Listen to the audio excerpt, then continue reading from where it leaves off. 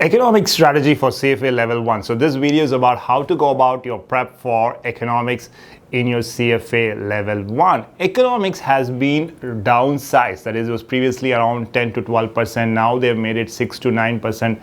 What we see is that a lot of the topics on demand, supply, some of the macro, aggregate demand, etc. has been moved to the prerequisite. That is, they assume that you already know this stuff, or you have to read it on your own, but we're not going to test it, because economics was like a huge topic previously, a lot of content, and what eventually came was like a 10% weightage on that. So people were, the candidates were, giving feedback to the CFA Institute that this is too much content, probably not that we require. Like, even if you're writing equity research or a credit research, you're going to look at the macro picture, right? And you're going to talk a little bit about it. And probably in your organization, there's a macro team. So the necessity to go into such depth was probably not required.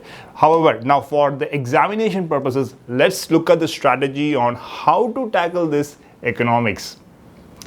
Economics has 8 learning modules. So the first one is microeconomics. In my personal opinion, very interesting.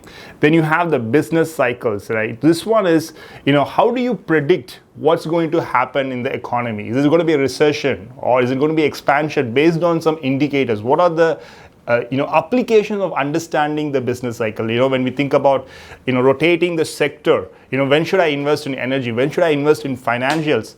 If I know the business cycle, can I do that better, right? So that is your learning module 2. Then your learning module 3 is on fiscal policy, government spending, right? Contractionary versus expansionary, like classic fiscal policy theory. Then you're going into monetary policy, your central bank interventions to drive the economy, to reduce the inflation. What is the goal of the central bank? What are the types of monetary policy? Again, pretty standard theoretical one. Then you have a little bit about geopolitics and then international trade. So now the first 2 are very interesting. I would say that you should spend some time there. Make sure you know this. And the next 4 that I just talked about, all the way starting from fiscal policy to your international trade, is mostly theory. And you can just attend the class here or wherever you are studying, or watch the video, and that should mostly be enough. Then maybe read a little bit of a summarized notes on those.